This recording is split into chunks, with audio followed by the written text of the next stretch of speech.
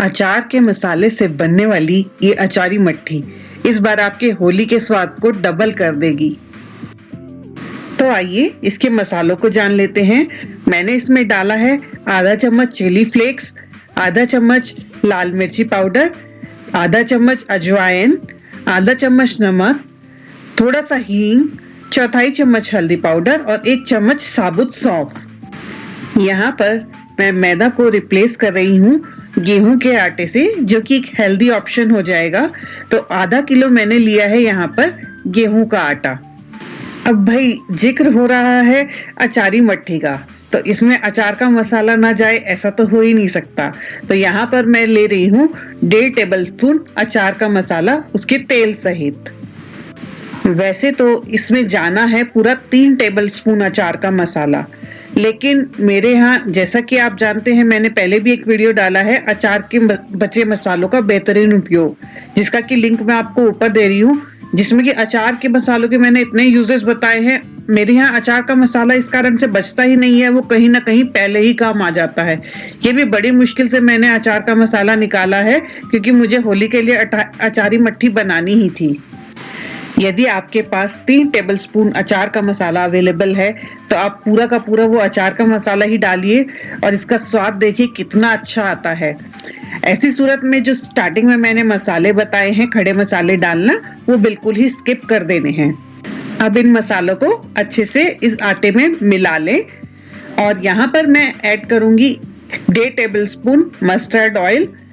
यहाँ पर आप मस्टर्ड ऑयल की जगह रिफाइंड ऑयल भी यूज कर सकते हैं और या फिर पिघला हुआ देसी घी भी डाल सकते हैं। मुझे प्योर अचारी फ्लेवर चाहिए था तो मैंने मस्टर्ड ऑयल डाला है, लेकिन जो लोग थोड़ा सा भुरभुरा, थोड़ा नरम सा, खस्ता सा चाहते हैं इस मठरी को बनाना, तो वो लोग इसमें पिघला हुआ देसी घी ऐड कर दें और उसको फिर हाथों से अच्छे से मिक्स करें, क्योंकि हाथों से मिक्स करने से क्या होता है, इवनली मिक्स होता है।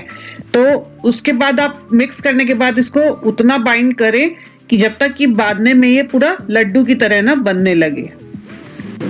बेसिकली अचारी मट्ठी का आइडिया मुझे आया कहाँ से? आप में से बहुत से लोग जानते होंगे कि वेस्टर्न यूपी की साइड सुवाली मिलती है। सुवाली होती है बिल्कुल फीकी मैदे की बनी हुई, और उसको लगा के उसके साथ में खाया जाता है हींग का अचार, जो कि उधर का बहुत फेमस है, या फिर कोई भी अचार और पकवान का मसाला। तो ये उसी कॉन्सेप्ट को लेते हुए मैंने यहाँ पर अचारी मट्ठी बनाई है। इसके आपके आटे के अंदर ही हमने अचार मिक्स कर दिया है, तो वो आपको अलग से अचार लगाने की जरूरत नहीं पड़ेगी। अब यहाँ पर आप देख रहे होंगे कि वो लड्डू की कंसिस्टेंसी बनने लगी थी, तो उसके बाद अब हमने इसमें ऐड किया है पानी। पानी भी यहाँ पर हमें अंजुली में थोड़ा थोड़ा लेके ही इसमें मिक्स करना होगा और थोड़ा थोड़ा करके ही हमें इसका आटा लगाना होगा, क्योंकि बेसिकली इसका हमें आटा लगाना है पूरी के आटे से थोड़ा सा कड़ा आटा। आटा हमारा लग चुका है, तो इसे अब 10-15 मिनट के लिए हमें रेस्ट देने के लिए रखना होगा। और इसे यहाँ पर आप या तो किसी गीले कपड़े से ढक दे या फिर आप किसी प्लेट से ढककर इसे रख दे।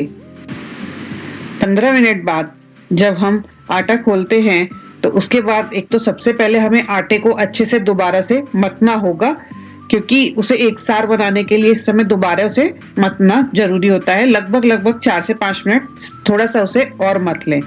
इतने हमने आटे को इधर मतना शुरू कर दिया है, तो दूसरी तरफ हमने ओवन को चालू कर दिया है। उसे मैंने 180 डिग्री के टेम्परेचर पे और दोनों रॉड ऑन रख के और उसको मैंने 10 मिनट के लिए प्रीहीटिंग के लिए डाल दिया है। आटा हमारा अब मथकर तैयार हो चुका है।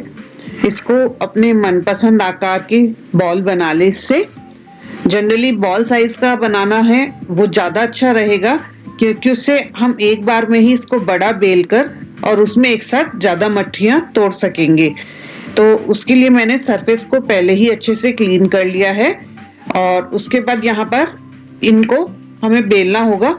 बेलने का भी हमें ध्यान रखना होगा कि हमें बहुत ज्यादा पतली नहीं बेलनी है, क्योंकि हम ज्यादा पतली बेलेंगे तो ये बिल्कुल कड़ी पापड़ सी हो जाएगी, और ज्यादा मोटी बेलेंगे तो फिर हमें उसको थोड़ा ज्यादा सेकना होगा। तो इसलिए इसकी मोटाई का भी हमें बहुत ध्यान रखना होगा। भारत तो वैसे भी अनेकता में एकता वाला देश है, तो यहाँ पर ऐसा हो ही नहीं सकता। जैसे मैंने आपको यहाँ पे वेस्टर्न यूपी स्टाइल की अचारी मट्ठी बताई है, जिसको कि मैंने अपना वर्जन तैयार कर लिया, इसी तरह से सभी लोगों का अपना कुछ ना कुछ होगा जो कि उन्होंने अपना वर्जन तैयार कर लिया होगा मट्ठी का। तो आप लोग भी अपने रेसिपीज, अपने तरीके शेयर कर सकते हैं मेरे साथ नीचे कमेंट बॉक्स में। मट्ठी का डो बिल्कुल तैयार है, मोटाई आप देख सकते हैं मैंने कितनी रखी है। उसके बाद अपने पसंद की साइज की कोई भी कटोरी ले ले, छोटी या बड़ी कोई भी आकार हो सकता है। उस कटोरी से इसमें से मट्ठी की शेप कट कर ले। आप चाहे तो कोई कुकी कटर से कुछ अलग तरह की भी शेप कट कर सकते हैं, जैसा भी आपको पसंद हो, जैसा भी आपके लिए सुविधाजनक हो। यहाँ पर इस बात का ध्यान दे कि मैंने मट्ठी को पहले नहीं उठाया, पहले मैंने आटे को उठाया। उसके बाद मट्ठी तो बहुत आराम से आपकी उठ जाएंगी। इसके बाद इन मट्ठियों में हमें फोक से छेद भी करना होगा। वो आप इस बेकिंग ट्रे में रखकर फिर करें, वो ज़्यादा सही रहेगा। तो अब एक एक करके मट्ठी को उठाते जाएं। ओवन के साइज पे भी डिपेंड करता है कि आप एक बार में कितनी मट्ठी सेक रहे हैं। जैसा कि मेरे ओवन में एक बार में 6-7 मट्ठी ही जा पाएंगी सिकने, तो मैं उतनी ही बेली है और उनको अब मैं इस पे रखने के बाद फोक से इनमें छेद कर देने होंगे। फोक से छेद करने का बेसिक रीजन क्या रहता है कि आपकी मट्ठी जो है वो फूले ना, फूलेगी तो वो एकदम से गुब्बारे की तरह हो जाएगी और वो उतनी अच्छी नहीं लगेगी। मट्ठी बेसिकली एकदम पतली पापड़ी सी होनी चाहिए। अब ये जो बचा हुआ आटा है इसको हम दोबारा से बेलने में ले लेंगे उस आटे के साथ मिक्स करके, और इस तरह बार बार इसको बेलते हुए हम ढेर सारी मट्ठियाँ तैयार कर सकते हैं। मट्ठी रखने के बाद जो किनारे पे बेकिंग पेपर जो एक्स्ट्रा होगा उसे भी हमें कट कर लेना होगा, नहीं तो वो सिकने में थोड़ी सी दिक्कत पैदा कर सकता है। अब आप देख रहे हैं कि ये किस तरह से चिपक रहे हैं। अगर हम इन्हें पहले ही जमीन पर फोक से इसी तरह छेद कर देते तो ये जमीन पर ही चिपक जाते और उतारने के दौरान इनकी शेप बिगड़ सकती थी मट्ठियों की। तो इसके लिए ही मैंने बताया कि इसको बेकिंग पेपर पर रखने के बाद ही आप इसमें फोक से छेद कर लें। जितनी देर में हमारा ओवन प्री हीट हुआ था उतनी देर में हमने ये सब प्रोसीजर करके इन्हें सिकने रख दिया है। यहाँ पर आप देखेंगे मैंने फिर से बोथ रोड को ऑन रखा है और टेम्परेचर 180 डिग्री, और 15 मिनट के लिए इन्हें सिकने के लिए मैंने डाल दिया है।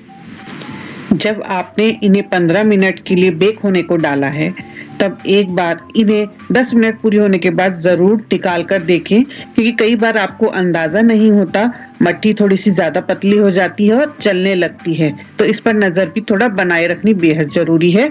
अगर आपको लगता है अभी तक नहीं जलनी शुरू हुई हैं, सीख रही हैं प्रॉपर, तो इसके 15 मिनट पूरे होने दें। 15 मिनट पूरे होने के बाद एक बार से इनको फिर से निकालें और उसके बाद इनको पलट कर दोबारा सिकने के लिए 10 मिनट के लिए डाल दीजिएगा। ये हमेशा ध्यान रखिए कि इसके यूटेंसिल्स बहुत गर्म होते हैं, तो इसको हमेशा टोंग से ही ऑपरेट कीजिएगा।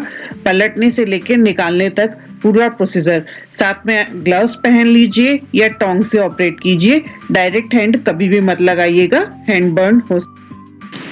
15 मिनट एक तरफ से सेकने के बाद और 10 मिनट से दूसरी तरफ से सेकने के बाद मैंने इसको 2 से 3 मिनट तक स्टैंडिंग टाइम भी दिया, और उसके बाद अब मैं इन्हें निकाल कर देख रही हूँ। आप देख पा रहे होंगे कि इनमें हल्का हल्का सा गोल्डन कलर आ गया है।